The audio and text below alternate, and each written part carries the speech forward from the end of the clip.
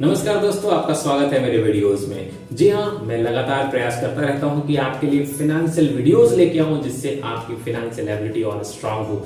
हालांकि मेरे videos beginners के लिए हैं। अगर आप ऑलरेडी एक क्वालिफाइड फाइनेंशियल एक्सपर्ट हैं, ऑलरेडी आपको नॉलेज है, तो शायद मेरे वीडियोस से उतनी नॉलेज आपको नहीं मिलेगी जितनी आप एक्सपेक्ट करते हैं। लेकिन अगर आप बिगनर लेवल के हैं, नया सीखने की कोशिश कर रहे हैं, अपने फाइनेंसेस को मैनेज करने के लिए जानना चाहते हैं कि क्या बेसिक रूल्स हमें फॉलो करने चाहिए, तो मेरे वीडियोस आपको जरूर हेल्प करेंगे। इसी कड़ी में आज लेके आया हूं आपके लिए एक बेहतरीन वीडियो जो कि है आपके वाहन से रिलेटेड, कि आप 2 व्हीलर यूज करते हैं या फिर 4 व्हीलर यूज करते हैं, उसको किस प्रकार से मैनेज करें, किस प्रकार से री रजिस्ट्रेशन करें, किस प्रकार से उसकी टेस्टिंग करें और किस प्रकार से फाइन लेने से बचें। अगर री रजिस्ट्रेशन या टेस्टिंग करते हैं तो उसके लिए क्या चार्जेस आपको लगेंगे और उससे पूरी तरह से कैसे मैनेज करेंगे, ये सब बात करेंगे इस वीडियो में।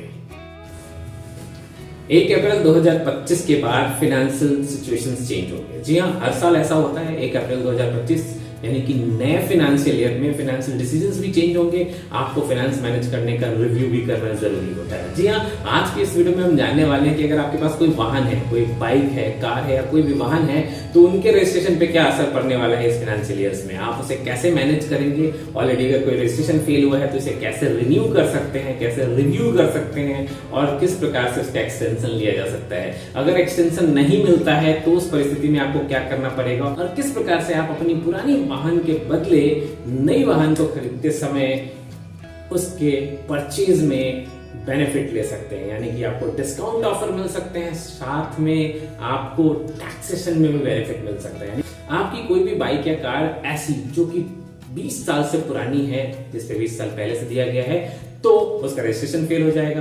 कोई ऐसा वाहन जो ज्यादातर होता है, निजी वाहन होते हैं, उनमें 15 साल तक की वैलिडिटी होती है, 15 साल पूरे हो गए हैं तो उनका रजिस्ट्रेशन भी फेल हो जाएगा। पहले ये समझते हैं कि आखिर रजिस्ट्रेशन फेल क्यों किया जाता है। दरअसल में रजिस्ट्रेशन फेल करने का सिंपल रीजन है, एक नॉर्मल लाइफ साइकिल होती है हर वाहन की, उसे रिव्यू किया जाए, इसलिए इतने टाइम दिया गया है, यानी कि आपको रिव्यू कराना है। दूसरी बात है, पर्यावरण की सुरक्षा का भी ध्यान रखा जाए, ये भी इंपॉर्टेंट है। अगर आपकी गाड़ी सही नहीं चल रही है, प्रदूषण ज्यादा कर रही है, तो पर्यावरण पे भी इसका ज्यादा इम्पैक्ट हो सकता है। तो इन सभी कारणों से भारत सरकार के वाहन नियम के अकॉर्डिंग आपका रजिस्ट्रेशन का रिव्यू करना जरूरी होता है। अगर किसी भी परिस्थिति में आपके वाहन का रजिस्ट्रेशन फेल हो गया है तो आपको क्या करना है, बहुत सिंपल है। इसके लिए आपको अपने किसी भी नजदीकी ऑटोमेटेड व्हीकल रजिस्ट्रेशन रिन्यूअल और रिव्यू सेंटर पे जाने की जरूरत है, जहां जाके आप टेस्टिंग कराएंगे।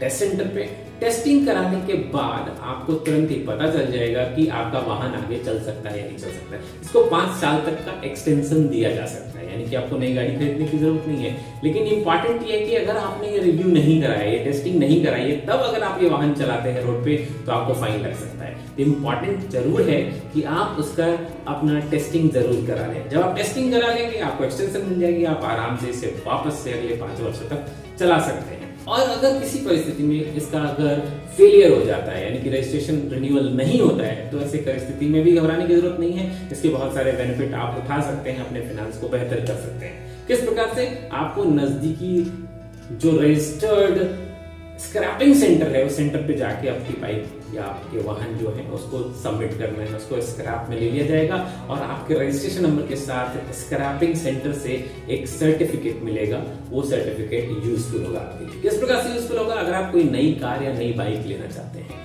तो पिछले स्क्रैपिंग का अगर आप सर्टिफिकेट उनको देते हैं, आपको 5 से 6% तक का डिस्काउंट मिल सकता है नई गाड़ी के ऊपर। दूसरा बेनिफिट, जो टैक्स लगता है, जो भी आप गाड़ी लेते हैं उसका एक रोड टैक्स होता है, गवर्नमेंट का टैक्स होता है, हर स्टेट का अपना अपना टैक्स है, उस टैक्स में भी बेनिफिट आपको मिल सकता है अगर पिछली गाड़ी का आपने स्क्रैपिंग कराया है और उसका सर्टिफिकेट आपके पास है।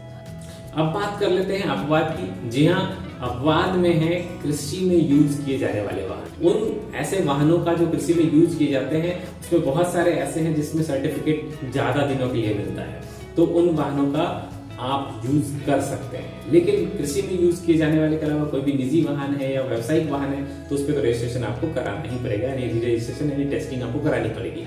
अब आइए आगे बात कर लेते हैं वाहनों के री रजिस्ट्रेशन के लिए, यानी कि टेस्टिंग के लिए जाते हैं तो उसके लिए क्या चार्जेस हो सकते हैं। चार्जेस बहुत सिंपल है। अगर आपके पास 2 व्हीलर है, 2 व्हीलर के लिए 1000 रुपीज प्लस टैक्सेस का चार्ज हो सकता है।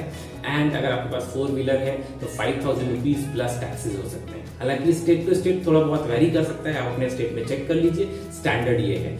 अगर आपके पास कोई इंपोर्टेड बाइक या कार है तो उसके चार्जेस अलग हो सकते हैं। उसके चार्जेस 40,000 रुपीज तक हो सकते हैं री रजिस्ट्रेशन के या रजिस्ट्रेशन रिन्यूअल के पोस्ट टेस्टिंग। ये बेसिकली ये टेस्टिंग का ही चार्ज है, तो उसके चार्जेस ज्यादा हो सकते हैं। बट ठीक है, नई गाड़ी लेके नया पैसा लगाने से बेहतर है कि आप उसे रीटेस्टिंग कर लीजिए, टेस्टिंग करा के आप री रजिस्ट्रेशन कर लीजिए और 5 साल और चलाइए। और अगर स्क्रैप हो ही गया तब तो आपको नई गाड़ी लेनी ही होगी और कोई उपाय नहीं है। उम्मीद करता हूँ ये जानकारी आपको जरूर हेल्प करेगी आपकी अपनी फाइनेंशियल स्टेटस को बेहतरीन करने में।